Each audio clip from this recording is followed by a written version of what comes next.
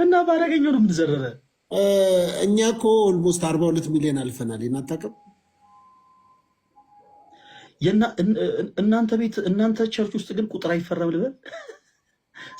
አይተዋል ፓስተርዬ፣ የሆነ ቪዲዮ አይቼ ነው አንድ ስሙ ጠፋኝ፣ አንድ የሆነ አገልጋይ ጋር ሄዶ ለቸርች ህንፃ ማሰሪያ የሚሆን እግዚአብሔር ሆይ 120 ቢሊዮን ልቀቅልን አለው። ፕሮፌቱን ቢሎ ጥሩ ነው አለቅም ብሏል አለ። ታዲያ እኛ ቸርች አይደለም። ይኸውልህ አሁን እኮ የእናንተ አንዱ ምን ቢል ጥሩ ነው ፕሮፌት፣ እንዳንተ ጸጉሩ ለስለስ ያለ ሰው። እኔ የገረመኝ የእግዚአብሔር የመልሱ ፍጥነት።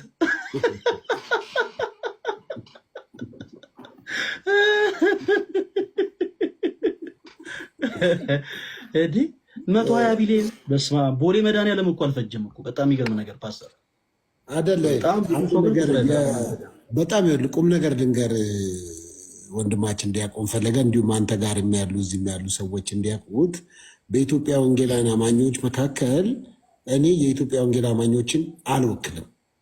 እኔ የምሰራው አዳምጣ፣ እኔ የምሰራው ስህተት እኔን ነው የሚወክለው።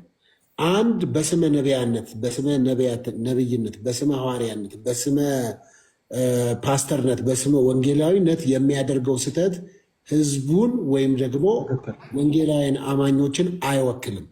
የሚወክለው ራሱንና ራሱን። ለምንድን ነው የእኛ በኢትዮጵያ ወንጌል አማኞች ምን መሰለ፣ ብዙዎቻችሁ እናንተ ያልተረዳችሁት፣ እናንተ ጋር የረጅም ዓመት ቀኖና፣ ዶግማ፣ ስርዓት፣ ቤተክርስቲያን መዋቅር ወይም ሲኖዶስ አላችሁ።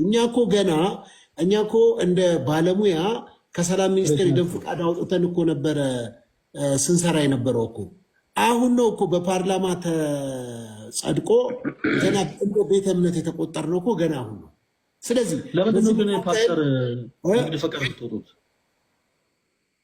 እንደዛ ነበረ በፊት ሲስተሙ። ንግድ አይደለም ንግድ ፈቃድ የምትወጡት ለምንድን ነው ማለት ነው? ንግድ ነው እንዴ? የንግድ ፈቃድ እኮ አይደለም፣ ላይሰንስ ነው። ላይሰንስ ነው። ሁሉም ላይሰንስ አለ። የኢትዮጵያ ኦርቶዶክስ ቤተክርስቲያን በሀገሪቷ ውስጥ ወንጌል እንዲሰብክ ላይሰንስ አላት እኮ። ልክ እንደዛ ላይሰንስ የለም እኛ ጋር ላይሰንስ የሚባል ነገር የለም። አይ እንደ አላት የሃይማኖት ተቋማት አሉ። አይ ፈቃድማ አላት። መንግስትን አክብራ ነው የምትሰራው። ኧረ ላይሰንስ እግዚአብሔርን የሚባል ነገር የለም እኛ ጋር። እኛ ፈቃድ አውጣም ላይሰንስ የለንም። አይ አጣራ። ምናልባት እኛ ቤተክርስቲያን ውስጥ ያሉ መነኮሳት ሊይዙ የሚችሉት ላይሰንስ የመንጃ ፈቃድ ብቻ ነው። የቤተ ክህነት መኪኖችን ይነዳሉ። አይ ጠይቅ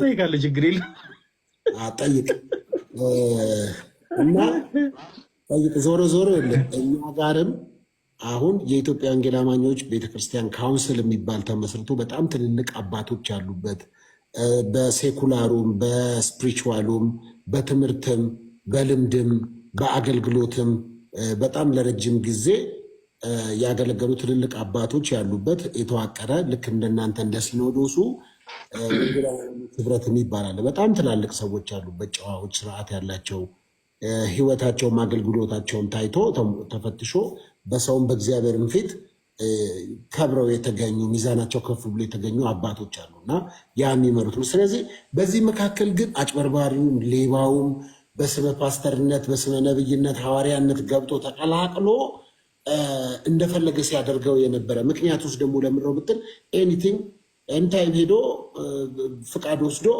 አዳራሽ ተከራይቶ በየመንደሩ ሲያደርግ ነበር። አሁን ግን እንደሱ የሚቻልበት አይደለም። ገና ወንጌል አማኞች ካውንስሉ ልክ እንደ ሲኖዶስ የተቋቋመው ምናልባት 4 ዓመት ገና የ4 ዓመት ልጅ ነው።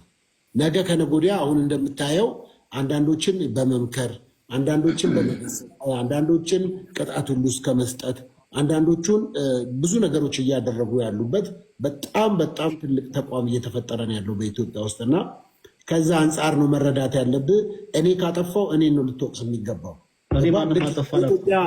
አይደለም በኢትዮጵያ እኔ ማንም አጠፋ አላልኩኝም። ቆይ አይደለም እኮ በዛ ነው እንትኑ ነው መውሰድ አላልኩም። ማንም አጠፋ አላልኩም። እኔ ትወክላለህ አላልኩም።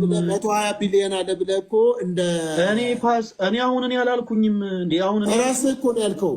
አንዳንድ እናንተ ጋር እኔ ያልኩት አንዳንድ እናንተ ጋር ያሉ ሰዎች ቁጥር አይፈሩም ያልኩት